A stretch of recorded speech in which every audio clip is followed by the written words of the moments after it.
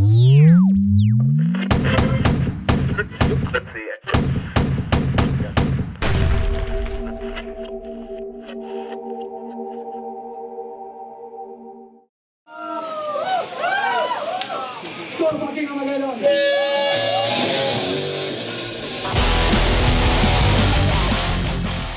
came to Indonesia in the 90s, when former dictator Suharto ruled the island nation with an iron fist.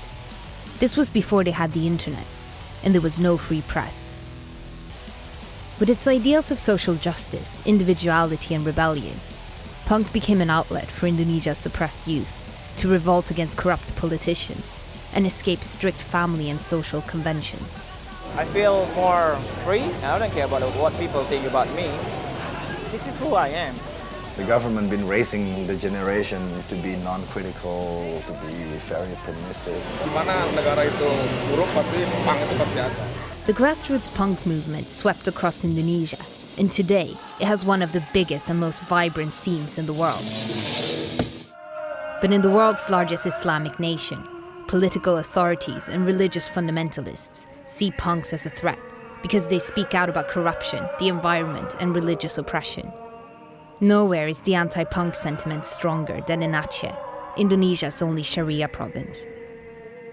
In December 2011, 65 punks were arrested there during a benefit gig for tsunami orphans.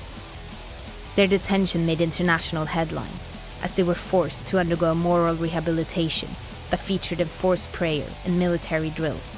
The Sharia police shaved their heads and burnt their clothes, replacing them with uniforms. They violated Islamic laws. Boys and girls mix freely, girls engage in free sex, things that make the situation uncomfortable and violate other people's rights.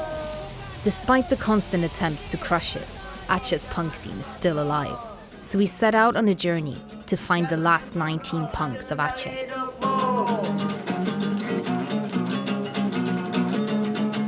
To get to Aceh, we flew to Medan in North Sumatra and then drove for a day. We brought our friend Kartika from the Jakarta band Tika and the Dissidents to show us around. She hooked us up with our driver Wilson. We were on our way to meet Yudi, one of the 65 detained Aceh punks. Him and his band, Totaliter, were waiting for us at a bus terminal in a town called Kuala Simpang.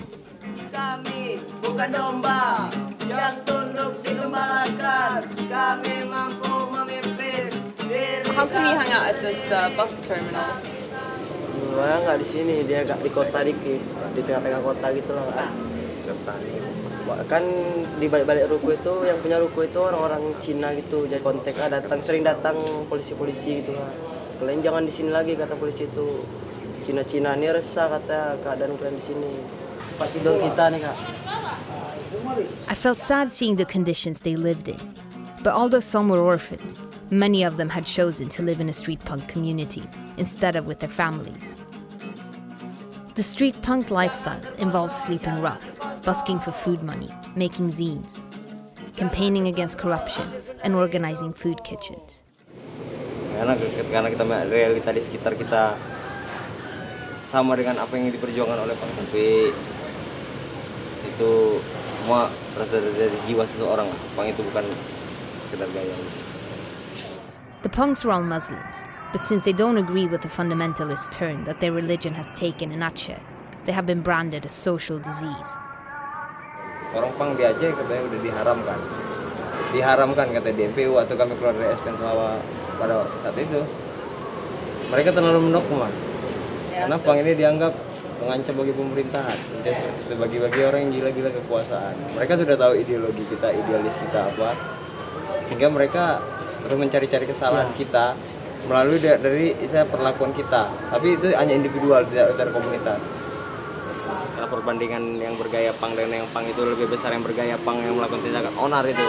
Juga sehingga kita sulit bertahan di Banda Aceh karena tekanan dia atau yang mencabuli orang, tak dia nanti rampok, jambret atau melakukan tindak-tindak kriminal. Why would they pretend to be punk and do all these crimes?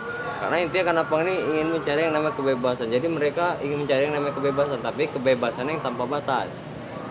Like some of the kids here, even though they have homes, they sleep on the street, they eat from the street, and then they're just traveling around with no money, you know, like, and they forgot something, you know? They forgot that in Western country, the government there, they give you money when you have no job. Here, when you're jobless, the government just doesn't even know your name. Jering is the biggest name in Indonesian punk. He's like the Indonesian Travis Barker, and his band, Superman is Dead, has been around since the 90s. Although he's not convinced by the street punk way of life, just like Yudi, he is frustrated with the many poser punks who adopt the image but ignore the ideology.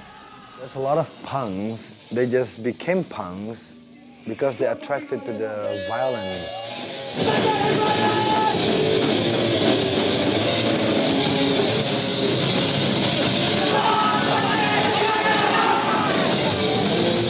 What are you against? Nothing, I just want to look cool. If you sing about political stuff, go to the street and join the protest with us, you know, like show them that you really hate them. If you sing about it over and over again in front of your fans without doing nothing except singing, no change is gonna happen.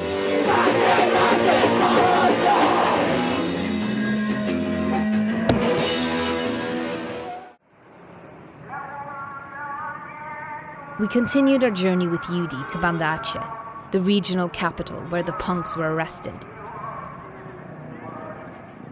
The area is under strict Sharia law, so alcohol is banned, and it's forbidden for unmarried couples to walk alone together after dark. Muslim scholars are also trying to introduce a new Sharia law that officially bans the street punk lifestyle.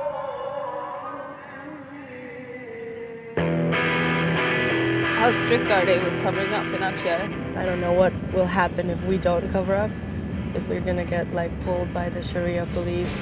The Sharia law to them is considered Aceh culture. So like you have to dress accordingly to the culture, which is with a hijab for women. Worried we'd get arrested by the Sharia police for not complying with the strict Islamic dress code, TK and I went shopping for hijabs. I don't know which one to get. Do you think I should take the tie-dye one? I think so, yeah, that's pretty cool. This one looks really punk. It has like holes in it and stuff.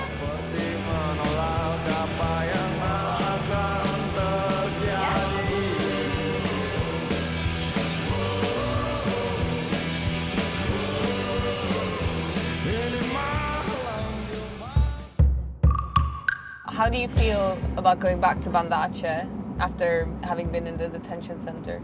Saya ingin membalas sakit hati saya pada Bu Elijah. How would you retaliate? Salah satunya juga bermain dengan media luar, media asing lah gitu. Masyarakat ini juga banyak yang nggak percaya sama orang luar itu intinya. Ya ada bilangnya kita gila, ada bilangnya kita alien, bahkan ada yang main fisik gitu. Tapi kalau dilengketi parang, diapain sama senjata-senjata tajam udah sering. We started feeling uneasy as we approached Banda Aceh. Yudi had only been back once since he was arrested and beaten, and he knew that he wasn't welcome. He got nervous when he realized that we had to drive past the detention center where he was held. Right after this turn over here is the detention center. So can the police see us? I think we're pretty good. Yeah, the wall is pretty high, so they can't see. Yeah. This is where you were forced to pray, right? Iya, kami dikawal dengan mobil patroli. Kami dari truk Rio, mobil patroli.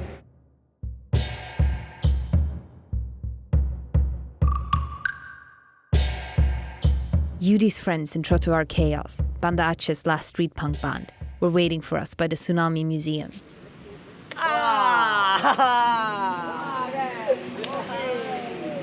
Do you hang out here every day? Iya, Museum Street Punk Skate. Nama bandnya Trottoir Chaos. Hardcore punk. So what do you play? Do you play guitar or sing? Vokal. Sing?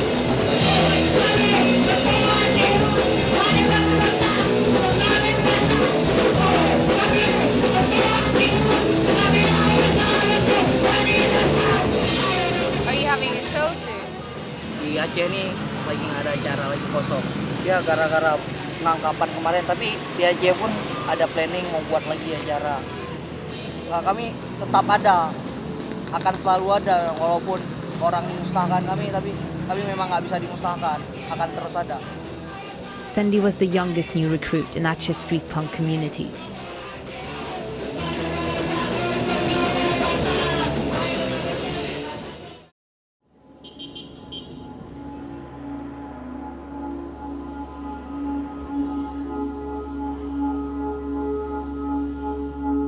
The only local journalist who was on the punk side was Shaidir Mahuyuddin. Your photos spread all over the world. What was the reaction here, being a Banda Aceh journalist? Did you get any trouble for it? Sedikit sulit ya, menulis fakta yang terjadi di Aceh. Kita sering dicap pro luar negeri atau apa, termasuk saya sendiri.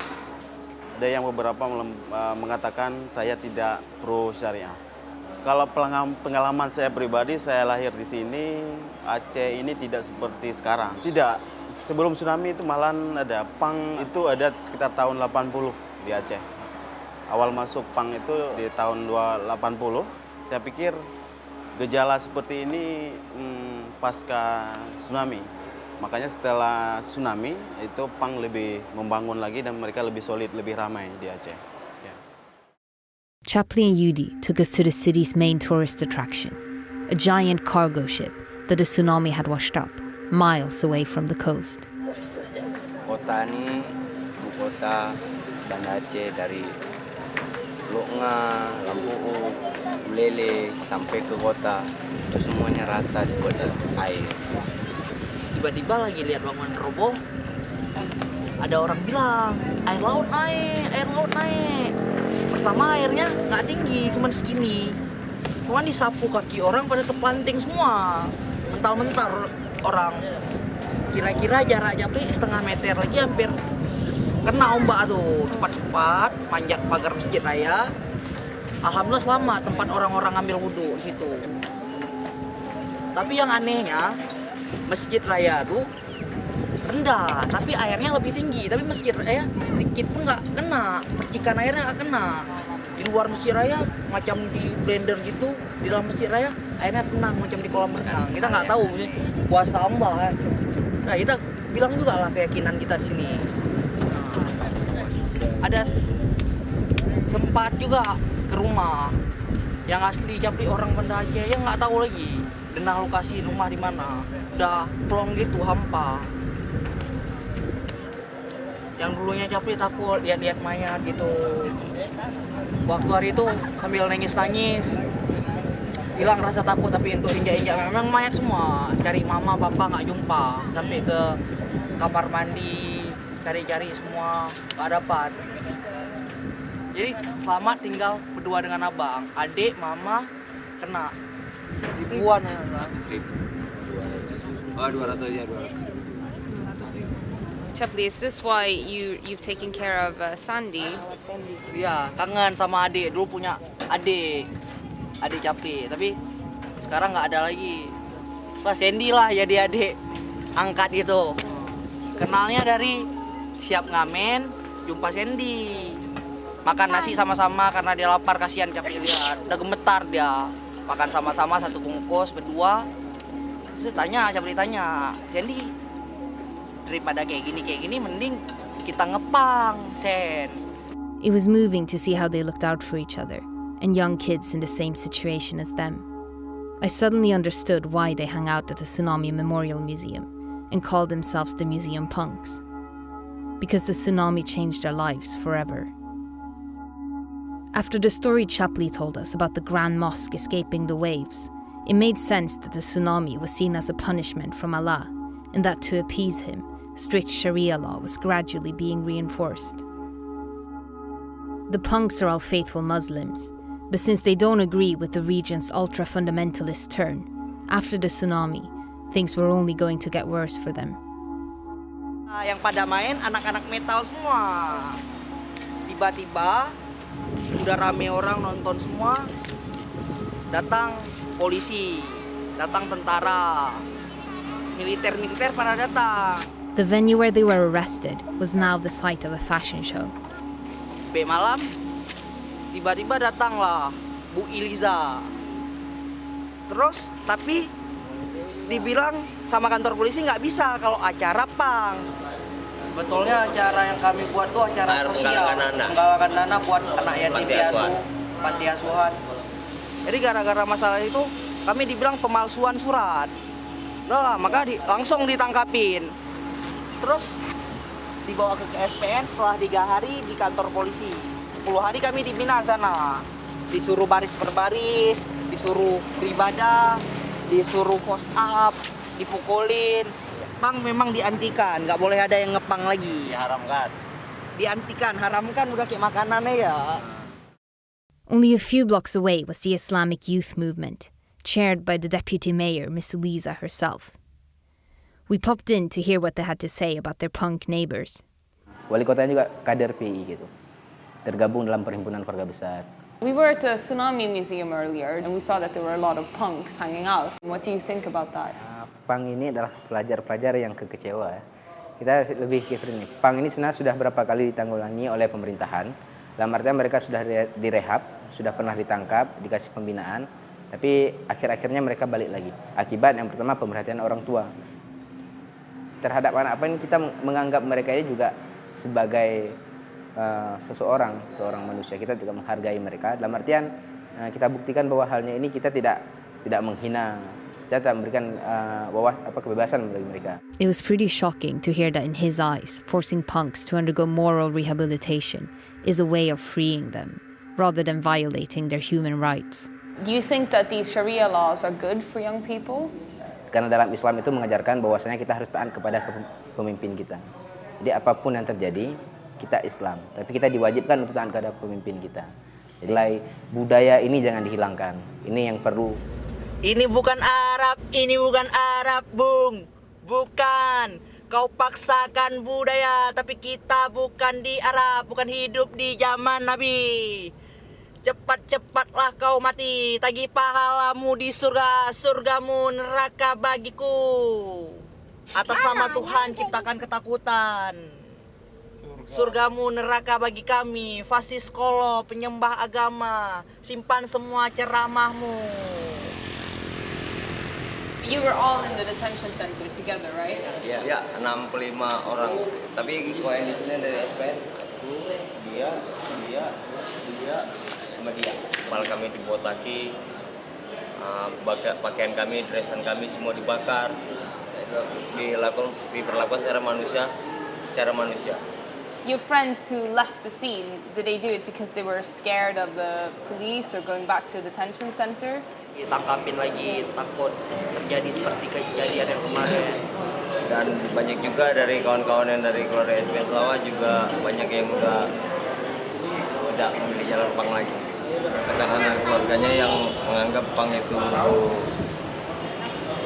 buruk untuk jalan hidupnya karena juga terdoktrinisasi melalui media-media lokal.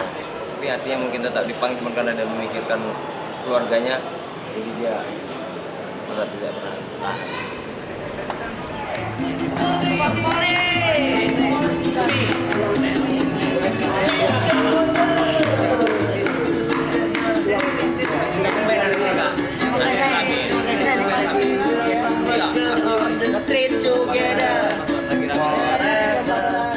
Perang kami untuk nggak ngepang lagi, tapi kami tetap ngepang. Karena pada dasarnya kami memang berjiwa pang, mau kayak mana cara dirubah kami nggak akan berubah. That evening, something pretty unusual happened.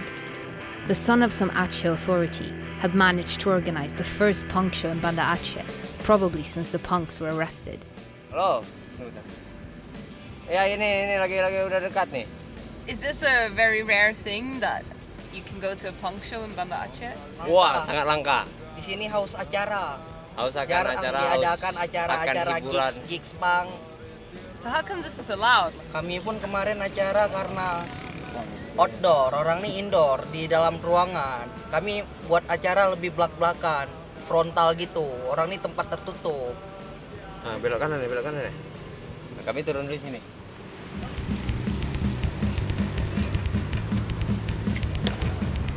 Because the organizer was well connected and the show was indoors with a foreign band, the police looked the other way.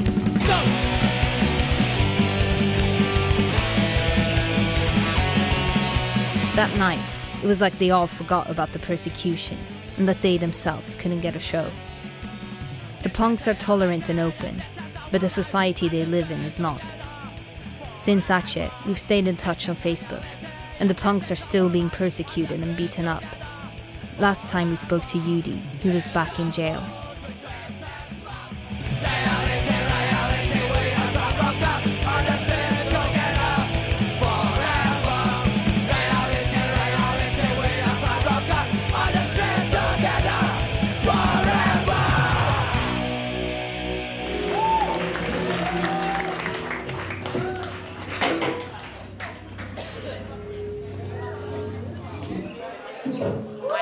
Thank you very much. Hey, this Banda Aceh, this Banda Aceh.